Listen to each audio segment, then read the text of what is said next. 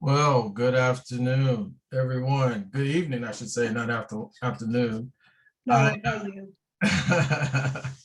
It's great to be with you. There's a lot going on tonight, but we are hanging in there and doing what the NAACP is supposed to be doing. There's also the state conference that is going on right now.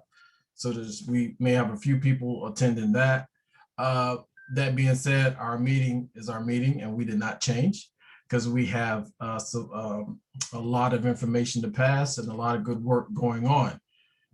With that being said, those of you on the call who may not be familiar, I am Julius Spain, president of Arlington Branch NAACP. And we're going to get this started. It is 7:01. I think we have our assistant, our vice chair of the Religious Affairs Committee, Ms. Rosa Dunkley. So Ms. Rosa, would you mind opening us up with a word of prayer?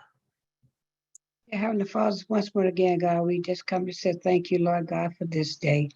Thank you for keeping us safe on this day, God. Oh God, as we prepare to go into our meeting, Father God, I ask that you will be with each and every one of us, God. Oh God, continue, Father God, to let those that don't have vaccine themselves, Father God, so that we may live, Father God, that our children might also live, God. We give you glory, honor, and praise. It's in the precious name of Jesus that I do pray. Amen. Amen. Thank you, Sister Dunkley, and we really appreciate you. We're going to go next with we're going to get a roll call of the officers. Madam Secretary, if you don't mind, roll call of officers, please. Sure. President Spain, who is present. First Vice President Kent Carter. Here. Third Vice President Michael Heminger. Present. Treasurer Roy Austin. Here. Assistant Treasurer Adriana Spade. She's present. Present, sorry. Sure. I'm the Secretary, Wanda Younger, present. Assistant Secretary Dominic Jenkins. Dominic Jenkins. Executive Committee at Large, Karen Nightingale. Karen Nightingale. Executive Committee at Large, James Younger. Present. At Large Member, Carolyn Kane. And I believe she's here. Yeah. And that concludes the roll call of the officers. Thank you, Madam President. I'm going to entertain a motion to suspend with rules to accept the agenda as has been shared with the participants, attendees, and the members of the exec committee. Entertain a motion. I move to suspend the rules. Second. It's been properly moved and seconded that we suspend the rules, normal order for our meeting to accept this agenda. Any questions?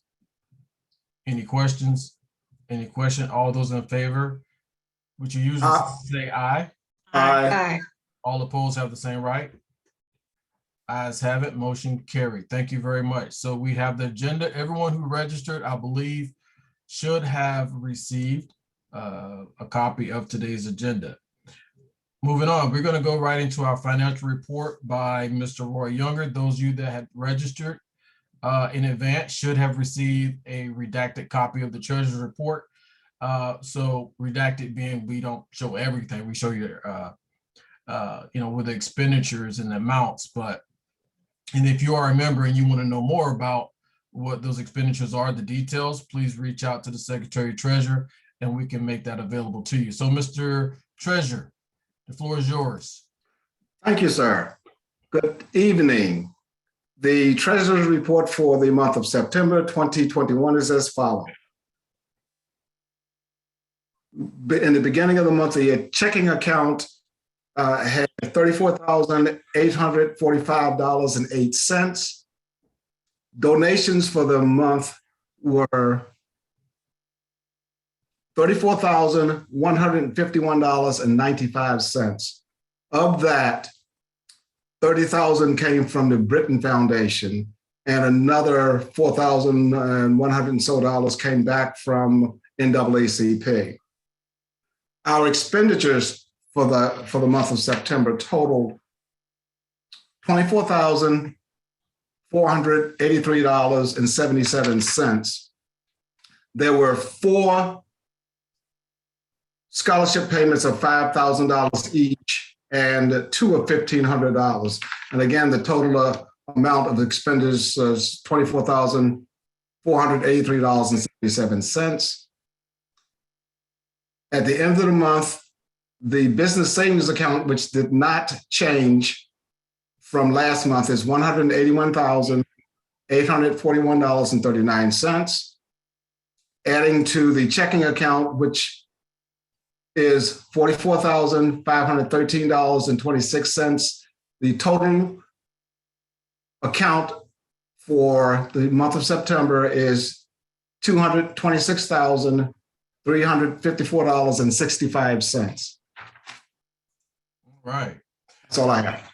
Thank you, Mr. Treasurer. I'll entertain a motion to accept the treasurer's report with any necessary corrections, if there be any, and turn it over to the audit.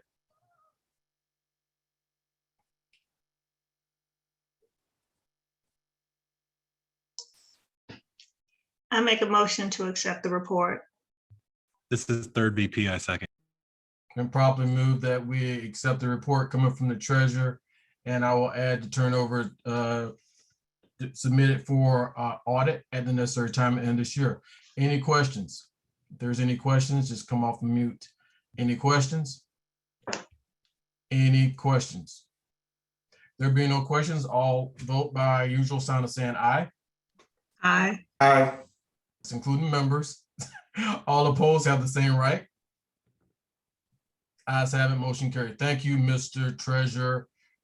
You and your assistant, my lovely wife, Adriana Spain, for your hard work. You need to get her to work, by the way. I know you carrying the weight. So here we are. We're right on schedule, and this is the block on the agenda where I'll have a few remarks, and I will try to keep it limited. You probably noticed I got a little different background today.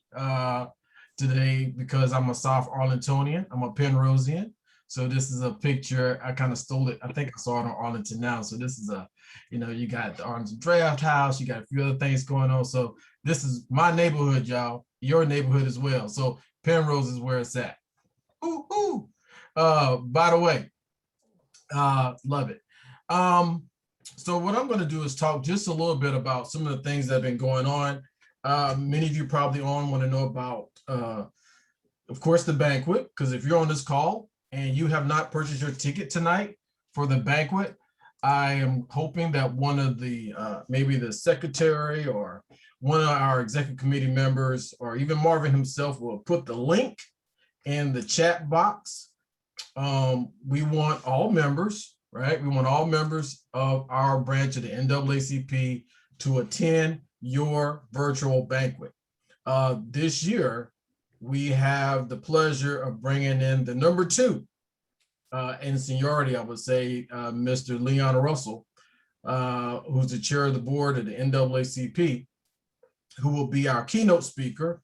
We did have Marilyn Mosby, who was the state attorney out of Baltimore, but something came up last week. I spoke with her, and we just had to make a quick change.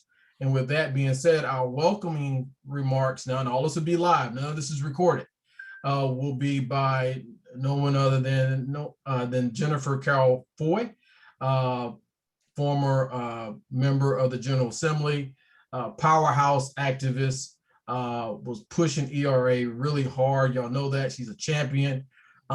She has a great story, and she has no problem. She's going to do our welcoming remarks for the banquet. Also later on tonight, you will get to hear who the awardees are this year for the banquet. And we had a month or so of nominations coming in, and committee, Freedom Fund Banquet Committee made recommendations yesterday to your executive committee. We met, and those nominations were approved. So you'll hear those names later tonight.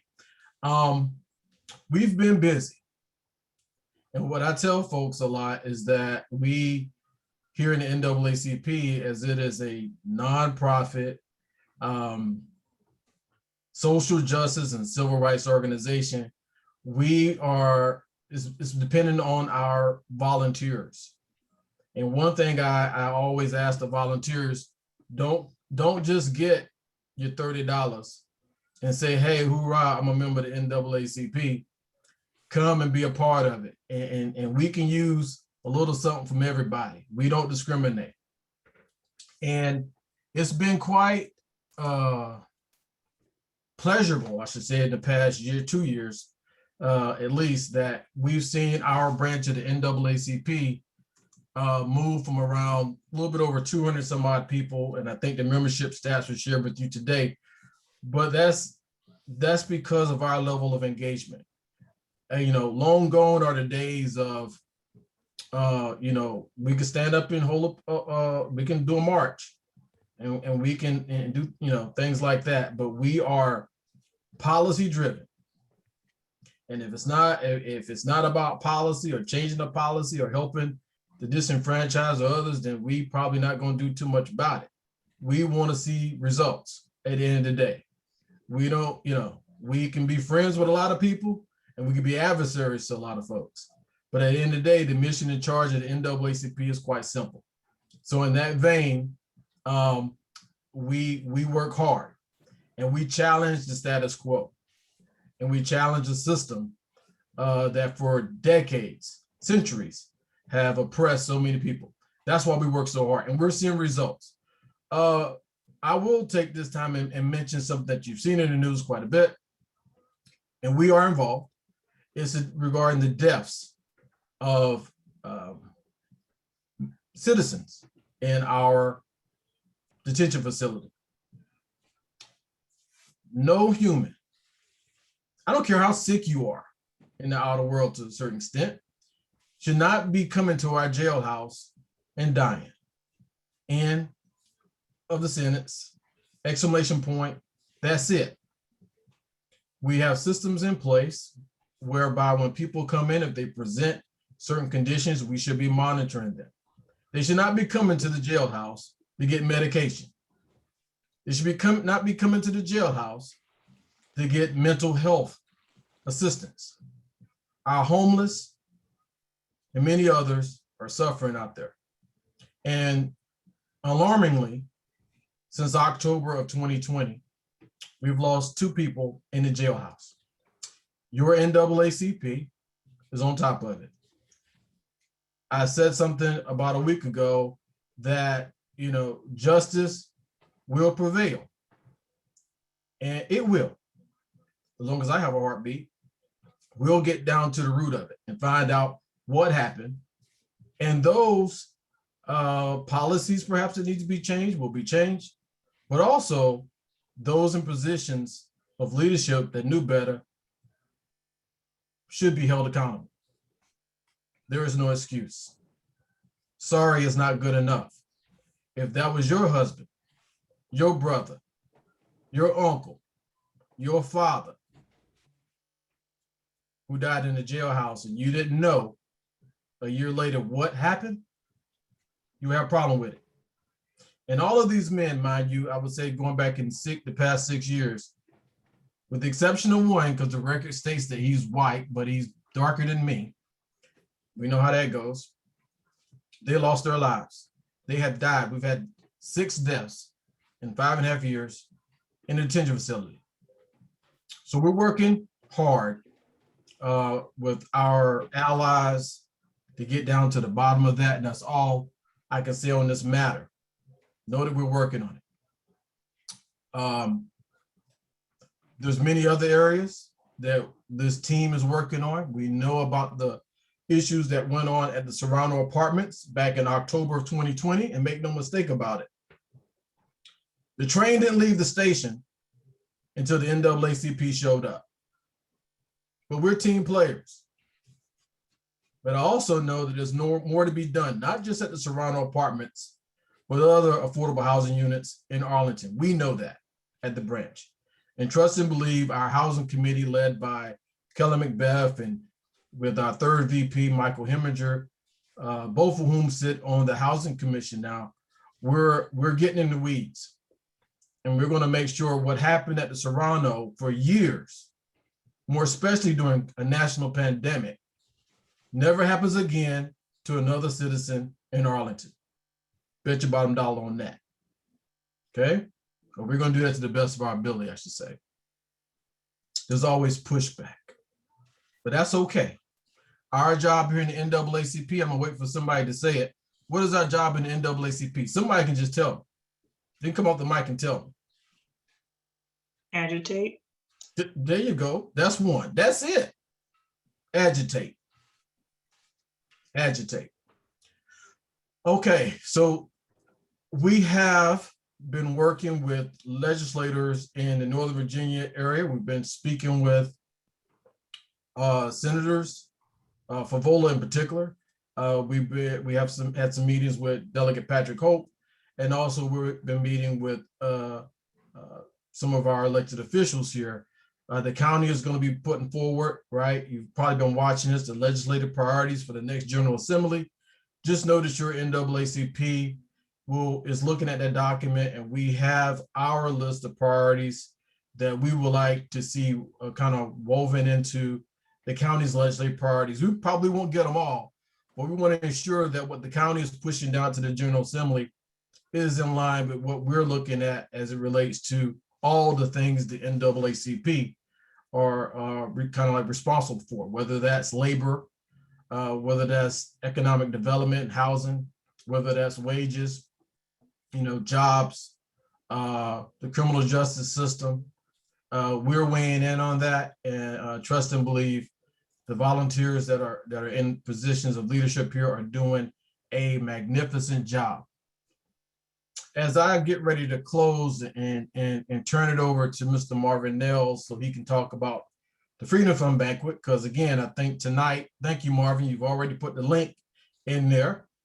I hope we can get at least 20 more people tonight who have not signed up to go ahead and register. It's only $30 for the virtual banquet next Thursday. Let me say this. I started off the conversation about activism and civil rights, kind of, and social justice. I will say this, this is not for everybody, okay? And we challenge you, we challenge folks to be involved. There's a lot of people that have been at the NAACP here in Arlington long before JD Spain and all of us showed up. And they did great work, but it's a new day. And in a few years, and whatever that may be, someone will come in and replace me. But in this time, it's incumbent upon all of us who believe in change, good, positive change, working together in unity to get on this battlefield for social justice and civil rights, because it's not going anywhere. There are vices and people out there who are trying to take us back, and we're not going back. Many of you know I'm a 26-year retired Marine, so I don't mind being on the battlefield for social justice and civil rights. My question is, are you? Don't retreat. Stay in the fight. We need you. The community needs you. And with that, I think I'm right on time, 7:19, and I'm going to turn this over to no one other than this gentleman, by the way, was a little bit reluctant to take over, but I'm so proud of him. We're all proud of him. He's doing a wonderful job leading this effort this year for the Freedom Fund Banquet, Mr. Marvin Nells. Mr. President, good evening, everyone. I am delighted to be here with you all again. This is always a great occasion when we have our monthly membership meetings. And this one is really special because it's the last meeting before we have our Freedom Fund Banquet. And like Mr. President said, go ahead on and register. I posted the link in there, make it easy for you. You don't even have to search anymore. It's right there, all easy. Yeah, so the Freedom Fund Banquet Committee has been meeting every Saturday, hashing out the events that's going to go on for the Freedom Fund virtual banquet. And since this is the last meeting before our Freedom Fund banquet, I would just like to take a second to give kudos, congrats, and thank you to the Special Events Committee, and I will call them by name, Miss Leah Evans, Miss Leah Maduro, Miss Laurel Langhorn, Miss Karen Nightingale, Miss Adriana Spain, Miss Wanda Younger, and Mr. President JD. Let's give them a virtual round of applause for the work they put in. I would be nothing without them, and they are very special to me. So this last weekend was the conclusion of our nomination process for our awards for the Freedom Fund banquet. And we had some outstanding candidates.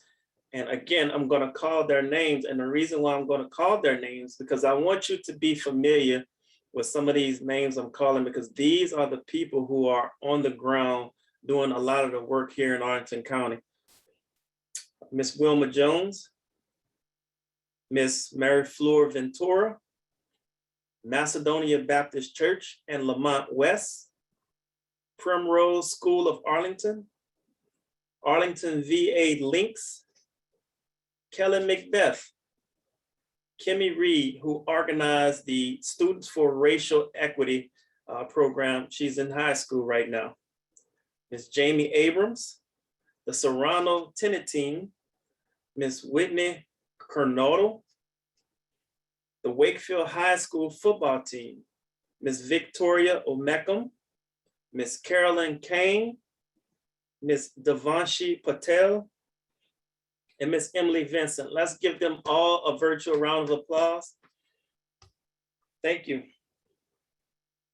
I think Mr. President explained before that the awards process we went through, it took a little bit longer than I anticipated, but it was really good. We all gave pros and cons, goods and bad. We all had candidates, favorite candidates, and we all had legitimate reasons why our candidate should win the award. If I could give everybody on this list an award, I would, but unfortunately, that's not how it works.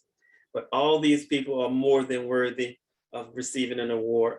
But now I will make the announcement for all the separate awards. We have 4 awards this year. The first award, the Willard W. Woody Britton Community Appreciation Award, goes to Macedonia Baptist Church and Lamont West, the trustee, the chairman of the trustee ministry. Round of applause for Macedonia. The Charles P. Monroe Civil Rights Award goes to Mr. Brad Haywood, who is the Chief Public Defender in Arlington. Round of applause for Mr. Brad.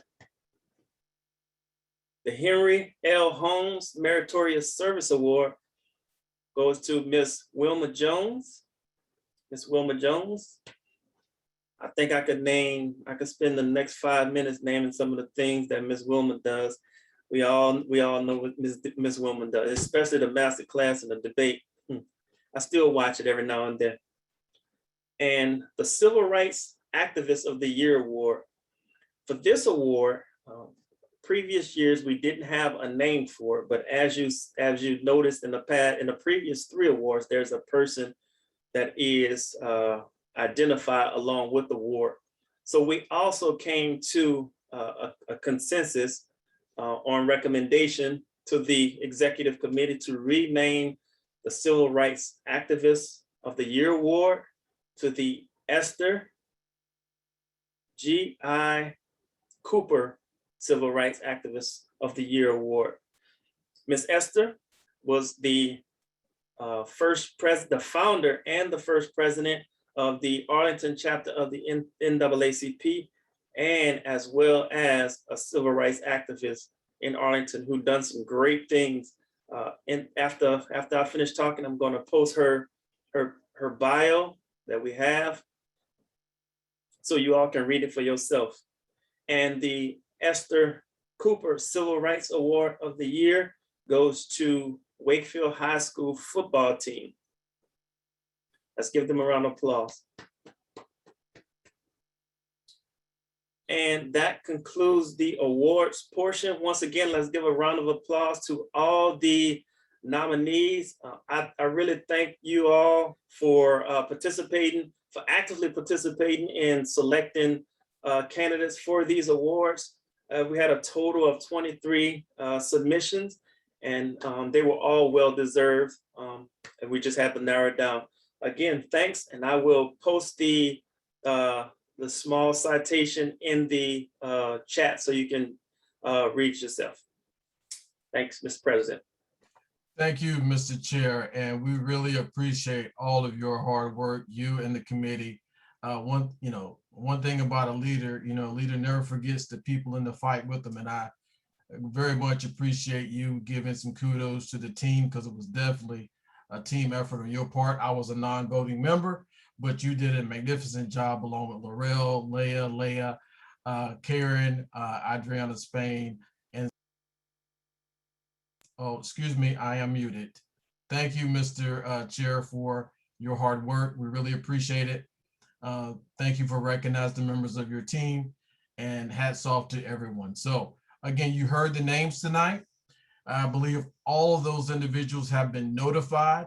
They will be presented officially their awards during our Freedom Fund banquet. Press releases have gone out today, as well as letters will be sent to those individuals. We had received again a number of applications into the branch this year. Wish we can give everyone something, but in this case, the committee and the executive committee at the end of the day made a decision on the selectees. So again, round of applause to all of those. They've done magnificent work in keeping with the mission and objective of the NAACP. And we, again, along with the Chairman Russell, I know will do this as well. We will recognize them individually again at our Freedom Fund banquet next Thursday between 7 and 9 p.m. Thank you, Mr. Chair. Appreciate your time. Okay, now we get into the part of the program tonight that I know many of you have come here. We have it teed up from 7:30 to 7:50, so I don't have much time left here to run my mouth. But this young lady, Miss Tanja Thompson, her bio has been shared with many of you. So you know what she's been through. I happen to, again, be a veteran, but I know her husband well, Mr. Philip Thompson, Esquire, Marine Corps retired. I think he may be on the call tonight. But this month is breast cancer awareness, National Breast Cancer Awareness Month. And in that vein, I know we don't have a health committee here fully staffed up with volunteers, so there's room there for those that may be listening. But I thought about Tanja and what she's been through and the work she's doing out in Loudoun, along with the Loudoun NAACP and Phil and Pastor Michelle Thomas. The words, her encouraging words, and how you a testament of not only faith and godly, but how she just fought that battle. And so she's with us tonight to talk a little bit about what she's been through, perhaps some things we should be looking at and be paying attention to, both men and women. Again, this is I think it's appropriate tonight, this month, that we bring awareness to a disease that has affected so many people in the world, and many of us may know survivors or people that have fallen because of breast cancer and alike. But it is my pleasure and my honor to bring to you tonight Ms. Tanja Thompson, Senior Master Sergeant, United States Air Force, retired. Tanja, where are you at? Show your face. You can see me. I'm here. Okay, well, I'm listen. Hey, How can you miss all this pink? Come on now. Look, see what I'm talking about, y'all? She ready to give out some act right. So I ain't gonna stick around long. Tanja, thank you for being with us. Again, on behalf of the executive committee and all the members of the Arlington branch and NAACP, again, thank you for blessing us with your time. This, of course, will be shared with everybody. We're recording it, but the floor is now yours. So first of all, thank you, JD, and thank you for your service. As a military veteran as well, 25 years in the Air Force, I know the value that we bring to any organization, especially when we call for leadership. And I'm going to dig right into it. Usually I can spend an hour just talking about this very disease that could have taken me if I had not been with the forethought to be able to put forth my training and my expertise in ensuring that I got the services that I needed. So let me ask, I'm going to start with this. 1, 365, 8, 31, 40%, and 29. Those are just random numbers to you, but you know what they mean to me?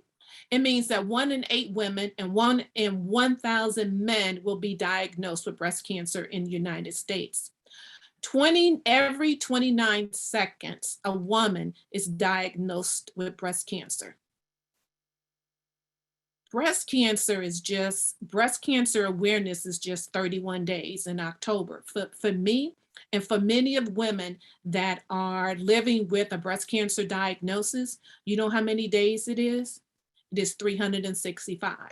It is 365 days that either we are living with going through chemo, radiation, or just wondering if our breast cancer is going to come back. It affects our family, it affects our loved ones, it affects how we show up. And how we show up truly, truly makes a difference. And just like JD said, initially for me, and let me just give you one other statistic before I go to that. Me as an African-American woman, my chances of surviving breast cancer was up 40%. So approximately 40% of African-American women die of breast cancer. Now, mind you, we do not have breast cancer as the rate of women that are of non-color. But because we are lax of getting our mammogram, that we don't do our self-examinations, a lot of times when cancer shows up, it shows up at stage 3. And also we are African-American women are very prevalent for triple negative breast cancer. So let me just take you on a journey of how I showed up initially with breast cancer. And let me start with this. I was sitting in the doctor's office. Now, mind you, 14 months prior to, which was in 2004 to be exact, I had my baseline mammogram. At that time, I was only 41 years old. 14 months later, I'm sitting in the doctor's office, and this is what I hear. I hear, Miss Thompson. Or maybe she said Sergeant Thompson because I was in uniform. You have breast cancer. I was all alone. I looked behind. I said, I know it has to be someone else that she's talking to. She must have someone else's results because I knew those could not be my results. I exercised. I ate right. I did all the things that you're supposed to do to reduce the risk of breast cancer. Didn't drink, didn't smoke.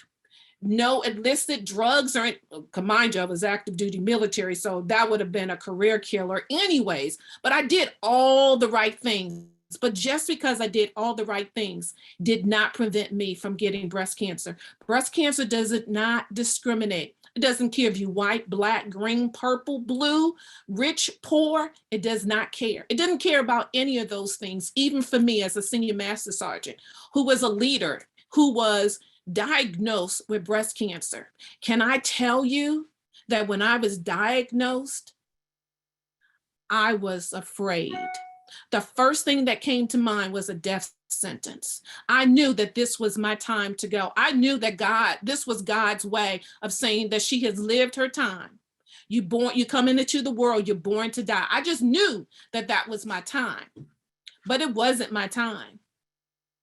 It wasn't my time. And this is the reason why it wasn't my time. It's because soon after that, I got breast cancer again. I got it again in 2010. Now, mind you, having to hear those words is devastating enough to hear them once, but to have to hear them twice, I went into a period of depression. I went into a period of despair because I knew that I had done something wrong. I knew that this was the way that God was punishing me. I did not, what you see me in pink, you see me all layered in pink. That was not my reality. I hid in shame. So many Black women, and you know what? It's not even Black women, it's women in general that live in shame of breast cancer, who are afraid to tell people, I have breast cancer, but don't tell anybody. Can you imagine the many times I've heard those words? Can you imagine someone feeling that they have a disease and that they felt that they did something to bring it onto themselves? Well, that's what a lot of us feel. So think about this. Breast cancer, you all see it as, oh, it's pink, it's 31 days. But for me and people that look like me, not because of my skin color, but because I'm a survivor and because I wear pink, is every single day I'm going back to the scene of a crime. So those 31 days, I'm reliving when I was diagnosed, not once, but twice. Not once, but twice. I am reliving this every single day. But let me tell you this much. God showed me my purpose. He showed me that, Tanja, just because you have breast cancer, you don't have to be in despair. Because if you are a child of mine, then you have faith. If you are a child of God, you will lift yourself out of that flame. You will relift yourself out of that despair, and you will find purpose in your journey. And he showed me my purpose. I hear people talk about, oh, I'm trying to find my purpose. Your purpose is not lost. God is just waiting on you. God waited on me until I was ready. And that was ready was the second time that I had breast cancer. You know what I did? My family supported me wholeheartedly, even when I did not want to be a breast cancer survivor. 2005, to me, I was not a breast cancer survivor because I didn't go through chemo and radiation. But the second time I had to go through chemo and radiation, that changed my entire world, that changed my entire outlook. I didn't even know people that looked like me that had breast cancer. Can you imagine having breast cancer and you looking through books? Nobody here looks like me. What does radiation look like to my skin? What does being bald look like? And I know I'm rocking this shortcut. I know I am. Yes, my hair came back, and it came back even better and greater. It came back better and greater because you know what? There is no more despair. There is no more of feeling like I'm in the gutter of being a breast cancer survivor.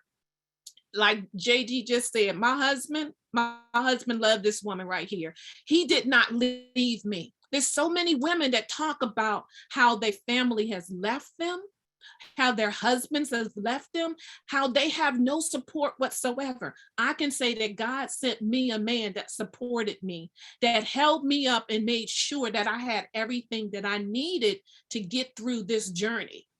And you know what I did? I remember my grandmother. How many of y'all out there? Granny, Willie Mae Harris. You know what Granny told me? She said, baby. Now, Granny had probably 18 grandkids. She didn't say baby, a little girl, because it was a dear form of affection. She probably just couldn't remember all of our names. So she said, baby, little girl. She said, hold on to what you got and you let the rest of it go. And that is exactly what I did. I let all of that extra stuff go. You know what I did as a result of that? I formed a nonprofit. My nonprofit is called the Breast Cancer Move Foundation. And I go around doing events just like this, talking about the importance of early detection. Early detection saved my life twice. Because if I had not gone to the doctor when I did, I would probably not even be here. I had HER2 positive. So remember I told you about from the 14 months, it had ravaged through both of my breasts. I could not even have a lumpectomy because the breast cancer had just invaded my body. It had invaded my breast. So they took everything. Now the thought process, mine, and basically what I believe the doctors told me was that you couldn't get breast cancer again, but I did. So I know my time is coming up. You only gave me 15 minutes, and I definitely want to give you all time for questions as well. As I mentioned, I had HER2 positive breast cancer, which is is not a rare form, but is a very fast growing and aggressive breast cancer. I started my nonprofit, as I mentioned earlier, the Breast Cancer Move Foundation, where I do events just like this, helping and talking about breast cancer. I did one about 2 weeks ago for a fraternity. Because I mentioned, just like JD mentioned, men get breast cancer too. And I was talking about breast cancer and how it shows up in men. As I was leaving out in my I also have a car. Maybe I need to bring it to one of you all's events so you can see the breast cancer beetle bug car. As I was leaving out in the breast cancer car, a man approached me and he said, "Ms. Thompson, thank you so very much for what you just said." He said, because it's one of the things that a lot of men don't hear and a lot of people don't talk about it. He said, "I've been diagnosed with breast cancer." For me, that was, my heart sunk, because I've known men that have breast cancer. And he said, "I haven't told my family." He said, "You're the first person that I've told." He said, "I'm ashamed. I'm ashamed because this is a woman's disease. How is it that I, as a man, have breast cancer?" He said,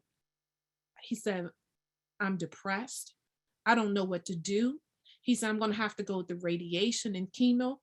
And he said, "How am I going to live?" So I gave him some words of encouragement. And he just reached out to me not too long ago, and he told me that he had told his family that he had breast cancer, and they rallied around him. He had not expected that type of response, but he did. So let me tell you what else I do. I also am having what is called the Breast Cancer Tutu event, which is virtual, at the end of this month. So October the 30th, and it's free. October the 30th, I am having the virtual Breast Cancer Tutu tea. And it is an opportunity to hear more from me, but then also survivors as well as medical professionals to talk more about the importance of breast cancer and breast cancer awareness. And that if you all do nothing else from today's, what you're hearing from my mouth to your ears, because my grandmother she also said, "Tanja, baby, little girl, you have 2 ears and 1 mouth. So you need to learn how to use them in proportion." So I need for you all to listen, if you do nothing else, women and men, and that is schedule your mammogram. Schedule your mammogram this month. Thank you, JD, for bringing up. That is my website, is www.breastcancerbugsme.com. I'm also an author.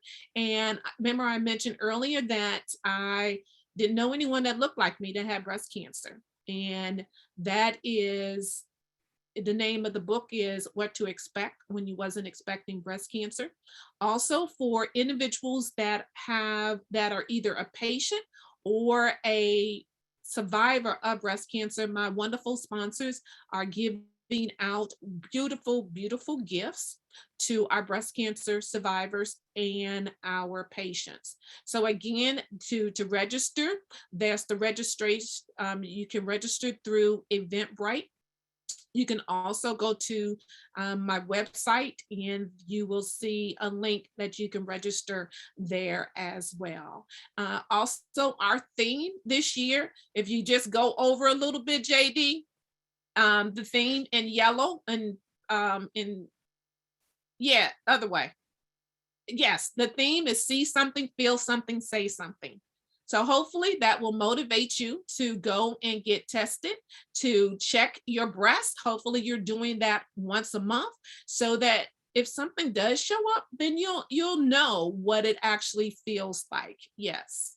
And to say something is to reach out to your healthcare provider, and don't take no for an answer. Don't take no for an answer. I will now open it up for questions. It's been, just a little bit over 15 minutes. So I wanted to see if anyone had any questions.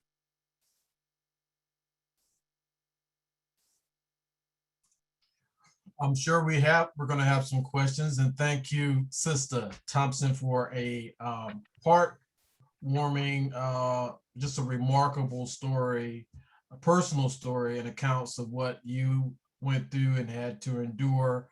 And I know Phil may know this. I'm a Southern boy myself, so I come from the, down in the good old swamp area, not South Carolina, and there's a song that says we've come this far by faith. Mhm.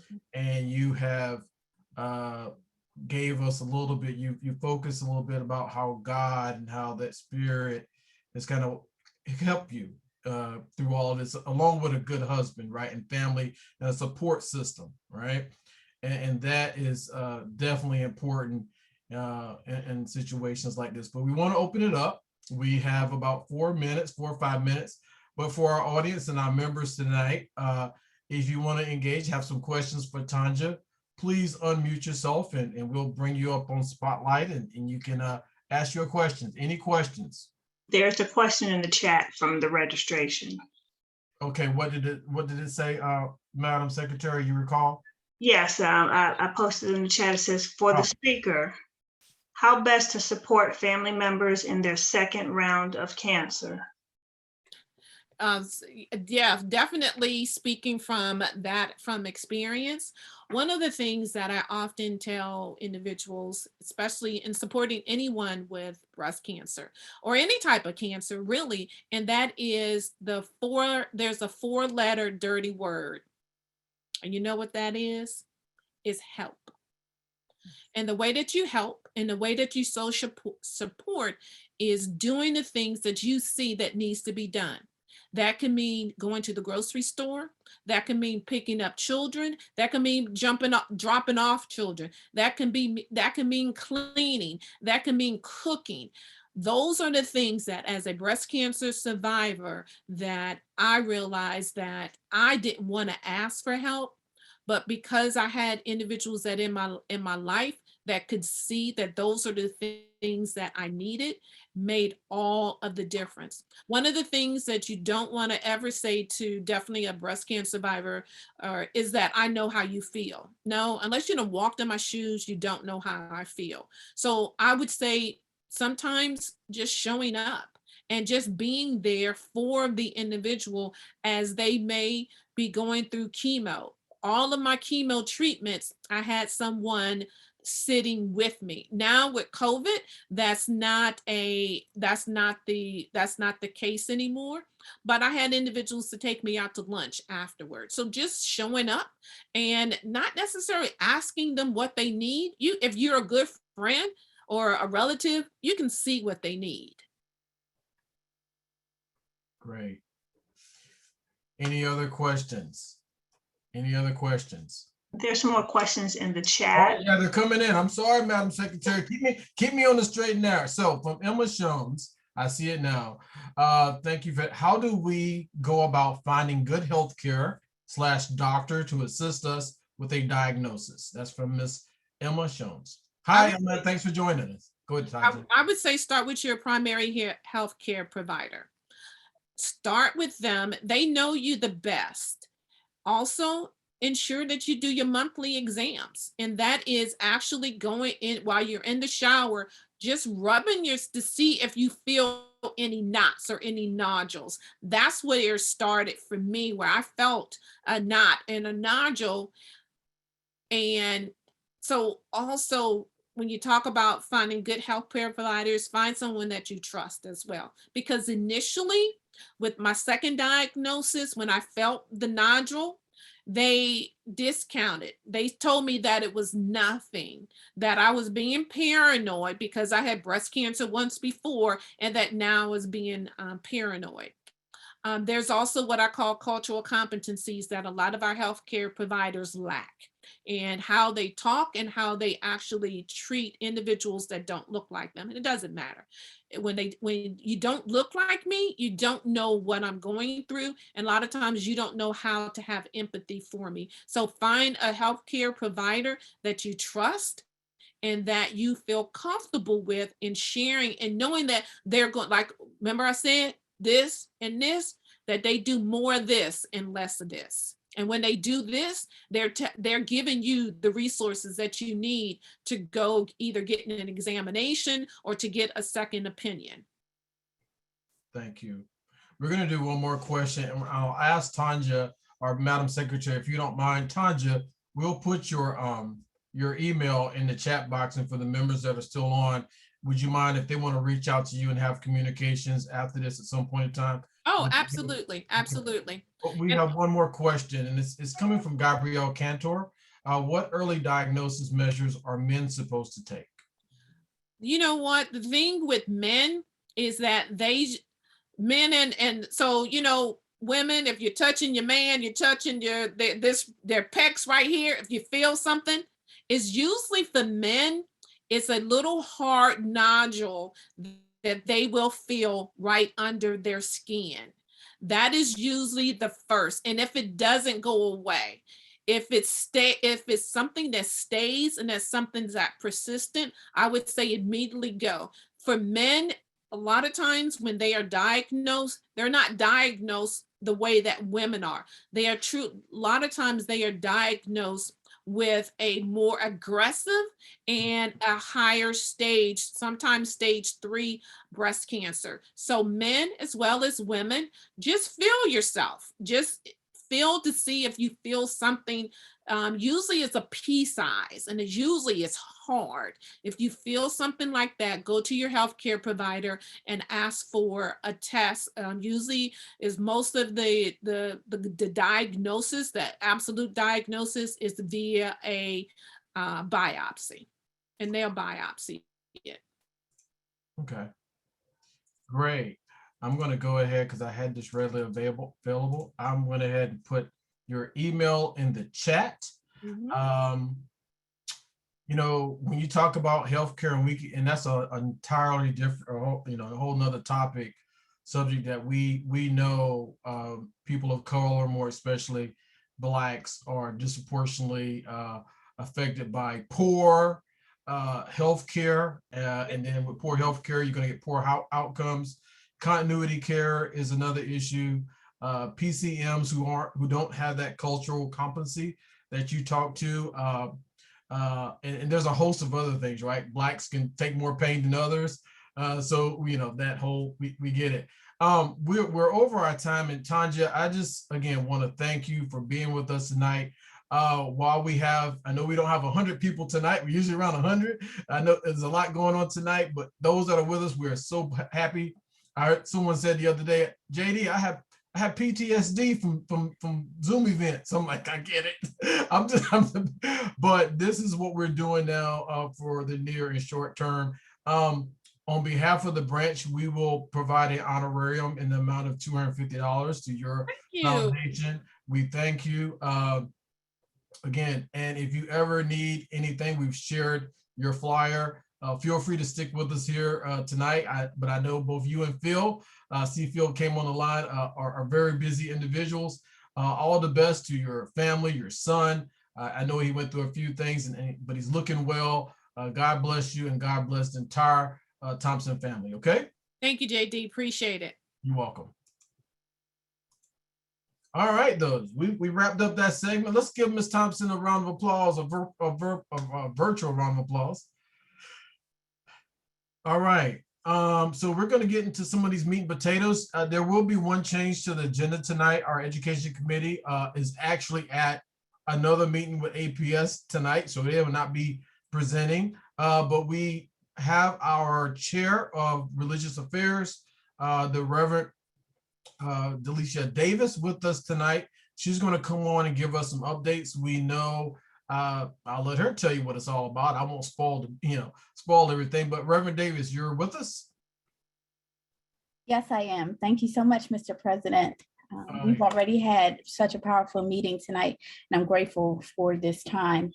Ms. Rosa and I have been working very hard recently in two different areas. The first area, as we know, of the last few months have been working on COVID vaccinations, just encouraging people to get it. Those who have had difficulty with making appointments, we've been able to do so, and keeping people aware of the sites that are open. So this branch has helped at this point over 25,562 appointments between first and second doses, and provided information on a continual basis to the community.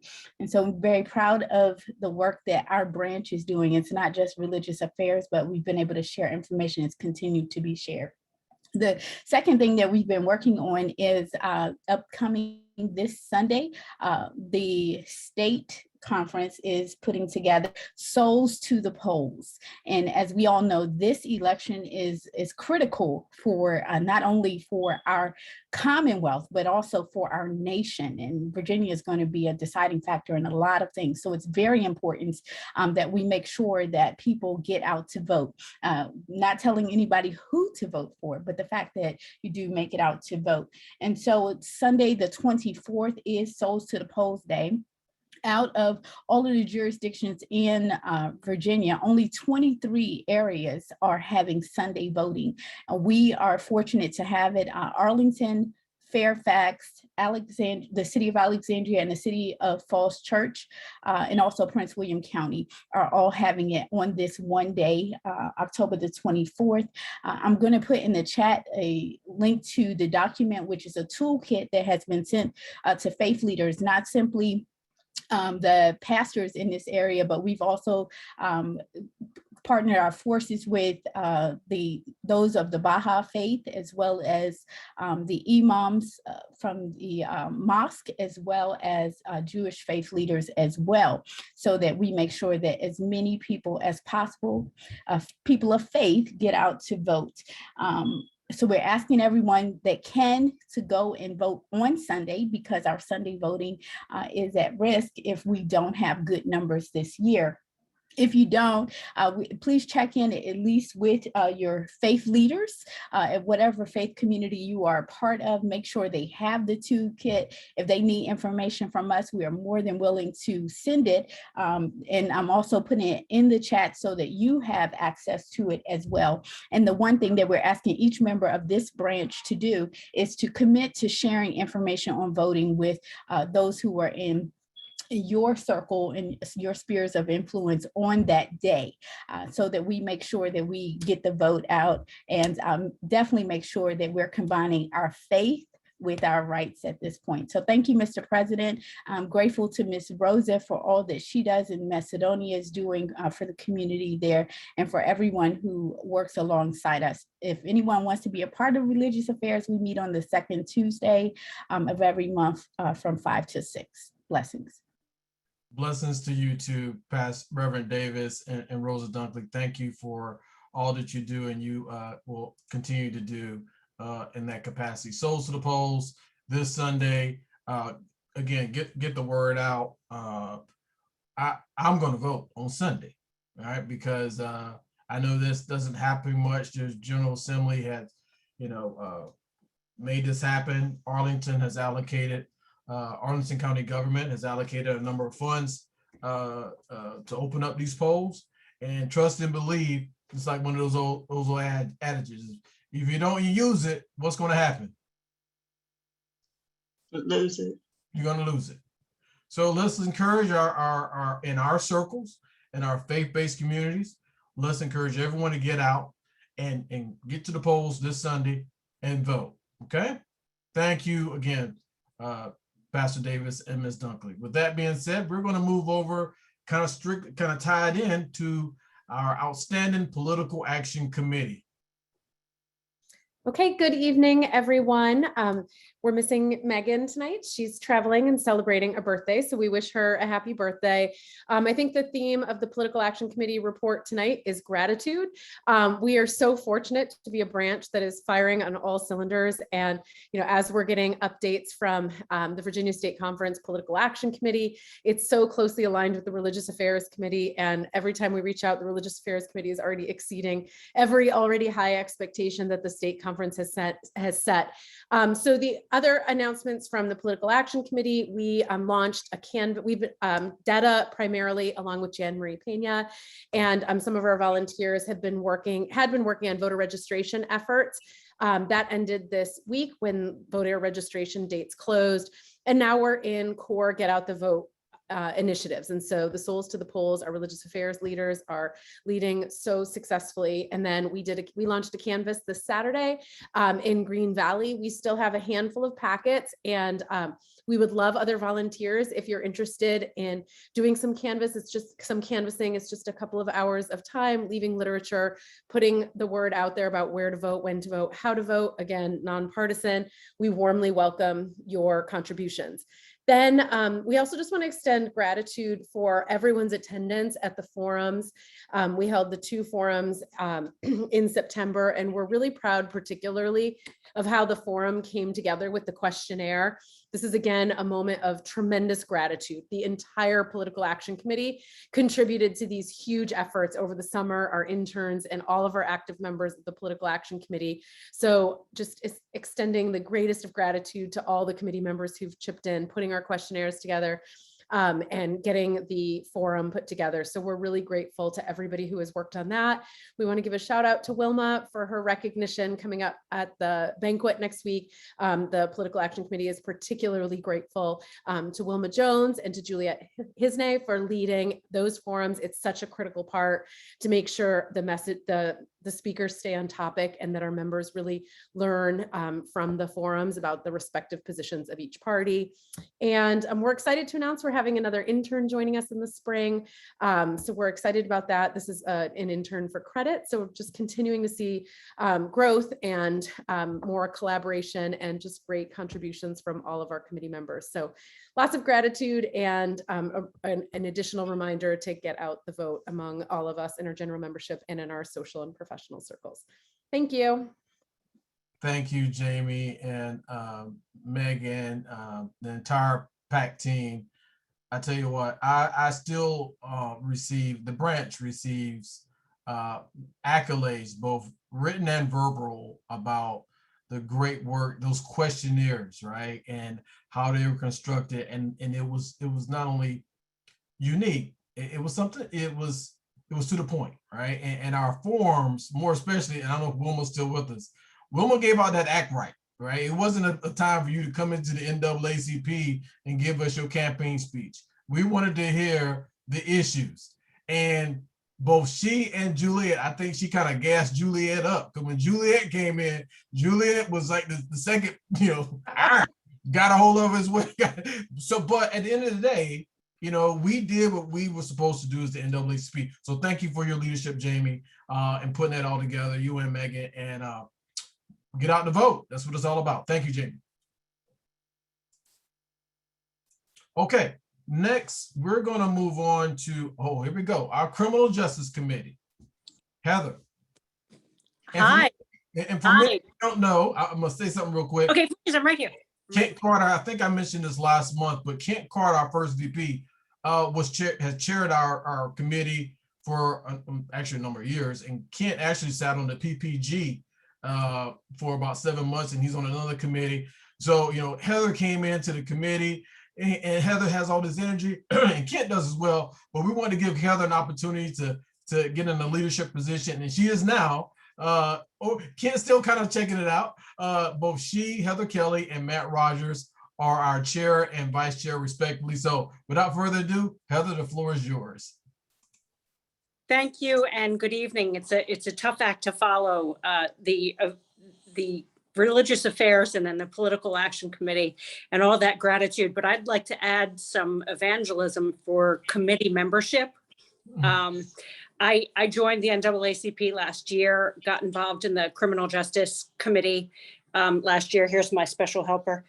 Joined the committee last year and got really active in it when the issue of the Community Oversight Board started to heat up. And it's been hot for a year, but we really put a huge push on starting in May to rewrite and edit and try to get as much as we could to reflect what all the good work that Kent Carter and the PPG committee did to get as much of what was recommended to be in the ordinance for a meaningful community oversight board for police misconduct, serious allegations of police misconduct.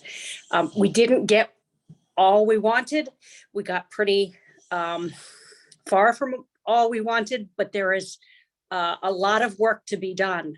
And so I'm evangelist for committees, not just the Criminal Justice Committee, but for all of the committees, for members of the Arlington branch. It is fascinating and rewarding to be active in one of the committees. So join us, anyone that appeals to you. You don't have to be a lawyer to be on the Criminal Justice Committee. You don't have to be a faith leader to be on the Religious Affairs Committee. Just join us. We have stuff for you to do. And to that point, in the last month, we have had a lot of activities in the Criminal Justice Committee, some of which JD mentioned early on in the meeting tonight. We have had another tragic death in custody at the Arlington County Jail. A year ago, it was Mr. Daryl Beckton. And just this month, another gentleman died in custody. And we are starting to we've been trying for a year to get answers about what happened with Daryl Beckton to no avail. Hopefully that will change now that there are some more irons in the fire, but with the more recent death in custody, we're certainly concerned that we have a pattern and practice issue that needs to be addressed in the Arlington County Jail. We've had meetings with the Office of Attorney General, the Office of Civil Rights recently, and we're surprised and dismayed to find out that for pattern and practice reform, there's nothing really that the Office of the Attorney General Civil Rights Division can do because the way the Virginia statutes are currently written, it's interpreted that sheriffs are not in a law enforcement role when when inmates are in custody, they are in a custodial role. We started at the local level with the Commonwealth Attorney, with the Sheriff's Office, and have not had a whole lot of success. And that's my understatement for the evening. We've had no success getting information about what in the world happened to Mr. Beckton. And incredibly, the Office of Attorney General suggested that that we might want to call the Department of Justice Civil Rights Division Special Litigation in DC instead of trying to get anything done at the state level. But we are going to try every avenue we can to try to get some change that will save lives. What's happening in custody in the Arlington County Jail is completely unacceptable. And we are going to continue to do that magic JD word, agitate, until we get some action, until we get some answers. And it's a lot of work. We welcome anyone to join us to try to help on this issue. We have the Community Oversight Board has been, that ordinance is in place. The publication of the call for appointments is coming up soon. I think it's going to be advertised next week. It's out. Oh, it's out. Okay. And so that's going to be happening soon. That's something we'll be keeping an eye on. Once the board is in place, we'll be working with the Arlington County Board and the chair on making sure that we have a say in the memorandum of understanding that is going to be very important in how the Community Oversight Board operates. We have a FOIA request in for information about the more recent death in custody and are pursuing information about trying to get some more information about the hiring process for the police chief, Arlington County Police Chief. Lots going on. Come join us. It's very interesting, very, very rewarding. Thank you, Heather, for your hard work. And for many folks on, she said you don't have to be a lawyer, even though she's a lawyer. We have a couple lawyers on that committee, and they, I'm so proud of you, Heather, and the entire team. And this work is rewarding. We're policy driven. I said that earlier. So this is not about just calling folks out. There's changes we know that need to be made, and we're going to work diligently and previously to make sure that happens. So thank you, Heather, and all the best to the puppy. Like he's going to sleep. Oh yeah, Ain't finally. Ain't that something? All right. Take care. Thank you.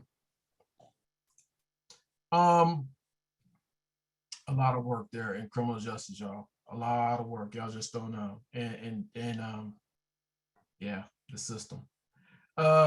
Okay. Scholarship Committee. Hello, I'm Jill DeWitt. I'm one of the co-chairs for the Scholarship Committee, along with Adora Williams and Karen Nightingale.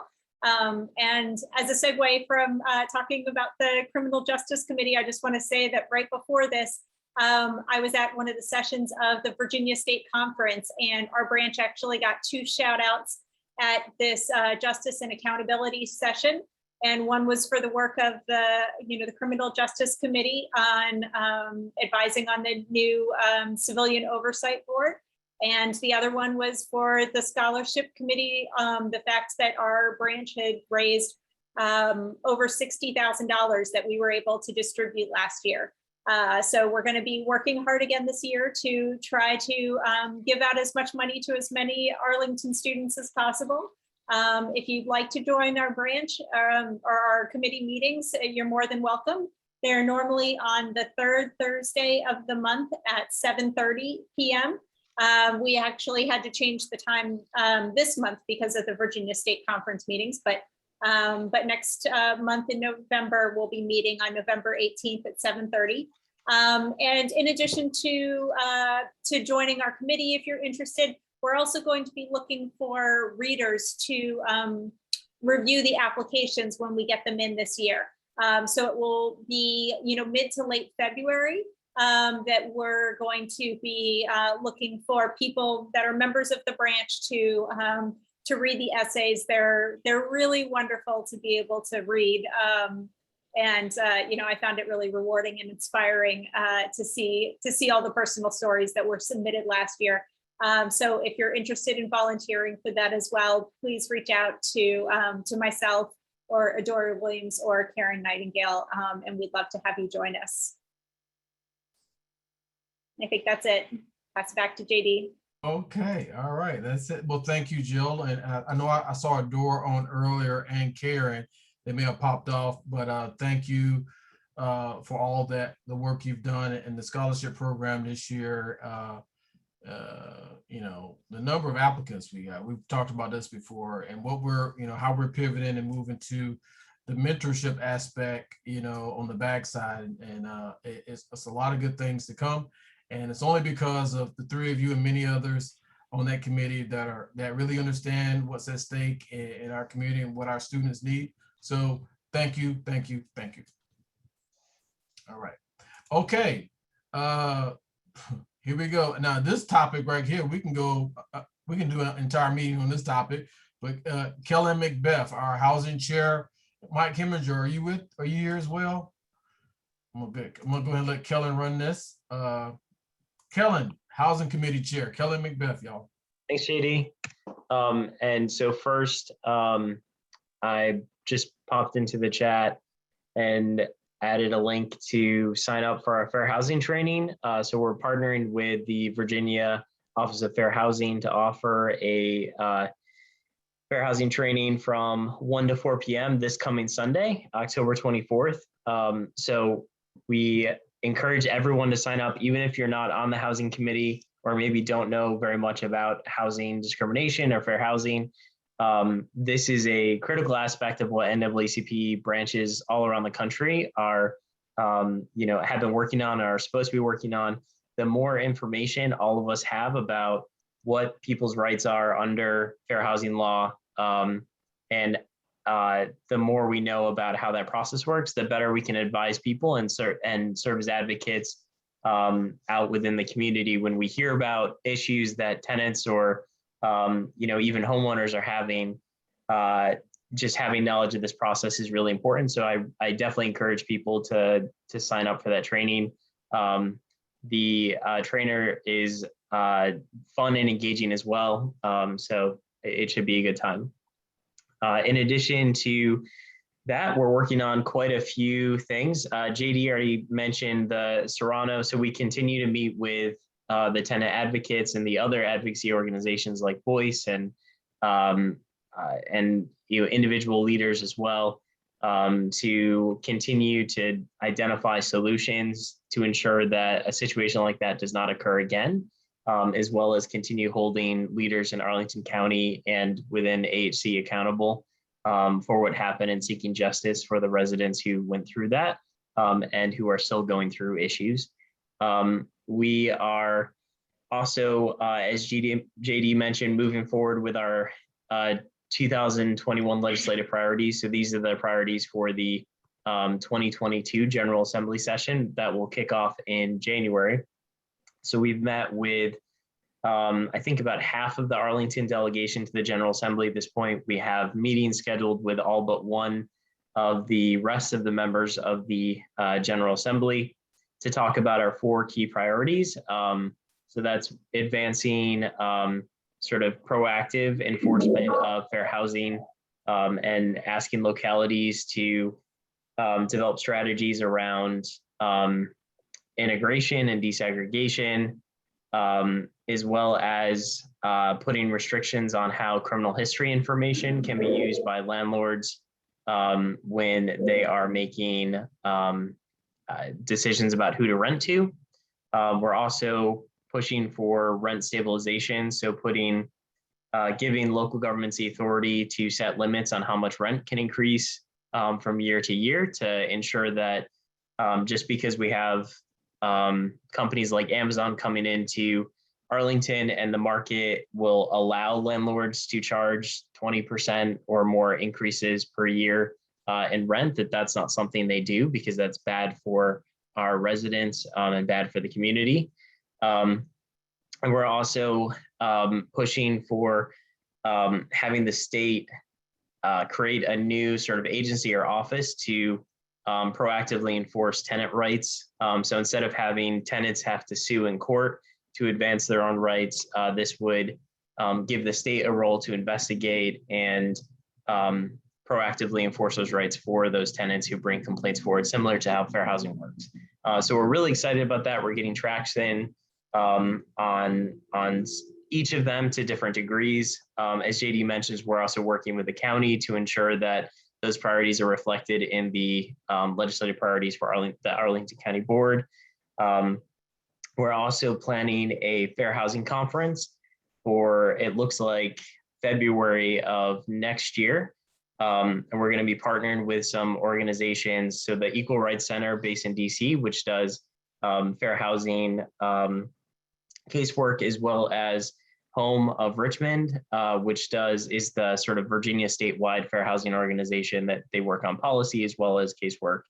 We're really excited about that. And that is meant to coincide with another thing that we're working on, which is we're part of the DC metro area's regional assessment of fair housing impediment. So that's looking at segregation.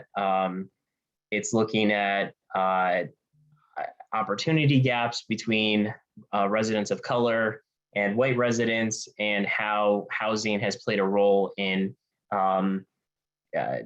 inequities when it comes to income, school attainment, or educational attainment, employment, transportation access, a whole lot of things. So we're really excited for that conference. We're lining up speakers and panelists, and we're making good progress towards that. And it should coincide with the public comment period for the regional assessment or report that comes out. So we've been sitting on an advisory committee for that and working to advocate regionally and also with the county to ensure that the final solutions and report that come out from that effort reflect the work that actually needs to be done within Arlington County to create some real change, to advance integration and advance opportunities for all of our residents. So that's kind of a highlight of what we're working on, but we're super excited. And as the other chairs have said, I encourage you guys to join our housing committee meetings. They happen the first Tuesday of each month, except for next month because that's election day. So we're pushing it a week, but we can use all the help we can get, and we're having a good time moving forward with these issues. Thank you, Mr. Chair, and to your committee. You know, what Kellen has done, he and the team in our housing committee in the past year, it's just magnificent. And for those you don't know, Kellen has a very broad and really deep understanding of housing authorities, how it really works, how the sausage is made, right? But we know there's the system, the way it was put together, right? Still, it's not fair, to say the least, to everyone here in Arlington. And if you've heard stories, right? If you've read Wilma Jones' book, you know a little history about Arlington, housing in Arlington. Those policies are put in place for a reason. So we're trying to eradicate all of that. That's our job. Even here in 2021, in progressive and inclusive Arlington, you best believe it. We have issues. So thank you, Kellen, for your time and attention and all that you do for the citizens in the Arlington branch of the NAACP. Okay. Housing Committee, Education Committee, as I stated, is out attending a meeting right now, but I will just say this before we go to our environmental and climate justice. We met last week, I, along with the Education Committee and the State Chair of Education for the Virginia State Conference, Dr. Amy Tillerson Brown. We met with the leadership team of APS, leadership team being the superintendent, his chief of staff, and Ms. Kimberly Graves, I get all the titles, and a few other people. And we talked about an hour on VLP, virtual learning program. And if you're following that closely, you have students in APS. There's been some shortcomings. In fact, they have admitted APS to some, excuse me, some failures on their part. So more to follow. You can read the report, committee report, which I've attached, all the committee reports. But next month, our education committee will come in and give you some updates. But if you're interested, reach out to our education committee, learn more about what they're doing. They're really involved, okay? And we're going to be on time today, I think. We're going to move over to Ms. Gabrielle Cantor with our Environmental and Climate Justice Committee. Gabrielle, and your vice chair. Yes, hello, everybody. Welcome to the end of the meeting here. I'll be quick. Your vice chair with you? I'm not sure if Tanja is on the call. Okay. Tanja, for everyone's information, is our new vice chair, co-chair. We're sort of using the terms interchangeably. She and I are working together as part of the chairs of the Environment and Climate Justice Committee. We've got a lot of stuff going on. I think the biggest thing to update everyone on is that we are going to be having 2 more birding events as part of our fall Black and Hispanic Birder and Natural Series. Sorry, it's a mouthful there, but we're excited to have both our same leaders from last time, as well as a new leader who is Hispanic, and we're got some really great things to see out there. I know it's going to start getting colder, but the dates are October 30th and November 6th. I believe the October 30th date is not an early morning. So if you were sort of thinking about it, I recommend signing up or encouraging others to sign up. If the price is an issue for people that you may know, we have a scholarship situation, so it should not be a barrier for anyone in that regard. And I'm going to put the link to that in the chat.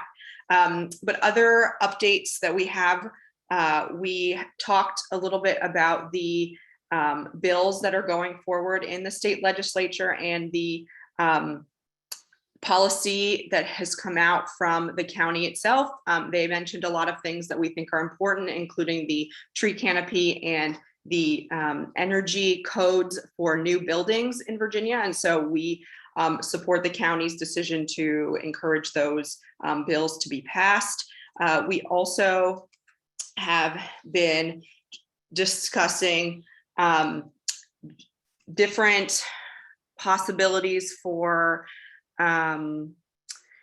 the tree canopy in Arlington, which, as some of you may have known, is we're trying to make it a more equitable program, and we're working with Eco Action Arlington and doing some on the ground canvassing work with that. So if you are interested in volunteering for that, you can always get involved that way, or reach out to me if you just want to learn more about the environment and climate justice activities that we're doing. So those are probably the three main updates, and I will add the link to the Birdwatch event in the chat here. We will probably also be sending out a correspondence, at least via Facebook, so that you all can see some of the bios of the people who will be there. So yeah, that's it. Thank you, Gabrielle. And I wish Kenyatta was with us, but I know she was a little under the weather a few days ago and recovering. But yeah, vice chair is appropriate, is really the appropriate term we should be using, but I know it can be used interchangeably. So I'm trying to move us to vice chair, right? Because that's the way it starts at the in the NAACP. That's how we should be saying it, right? But it's all good. Thank you. I'm going to try to get out to this birder event. I'm going to need to do one, maybe the 30th, but thank you and for that. And I think it'd be really neat to get out there and do that, along with everything else that's going on in your committee. So if you're on this call and you want to know a little something about environment and climate justice, please reach out to Gabrielle and the team there. Thank you, Madam Chair. Okay. I am going to, we're right at 8:28 and we went through the agenda tonight. We made it. And I want to, and I'll stay on as always for a few minutes to entertain and have conversation with those that may not want to talk in open meeting. But are there any questions from anyone in attendance right now? So just come off mute. Again, we need your, I can say this much. We at the executive committee got a report, received a report yesterday about our Freedom Fund banquet. And we had a goal of a monetary goal, at least for donations coming in. And we have made that. We made that goal already. But we still have about a week and a half left. We made that goal based upon a lot of the sponsorships. But we want to see our members, again, attend this banquet, right? Your contribution to the NAACP and just being there goes a long way.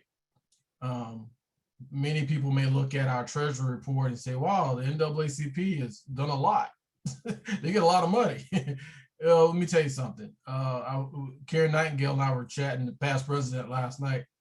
10, 12 years ago when I came to this branch, like I used to say down south, we didn't have a pot to piss in and the window to throw it out of. We've come a long way because of you. And those donations go to children, they go to students, they go to programming, they go to speakers like Tanja Thompson, who came in, who we're gonna give a $250 donation to her foundation tonight. And it's just wonderful. So your money goes a long way, your donations at least. Thank you, Gabrielle, for that. It is now 8:30 and I am going to call. There is one more question asking when is the next environmental climate justice meeting? Yeah, Gabrielle put it in the chat. The next ECJ meeting will be Sunday, November 7th at 7:30. Gabrielle, you mind putting your email in the chat? Well, she already put it there. Great. That's where it's at. I think that question came from Sunny. All right, okay, the meeting is now adjourned. Thank you for attending.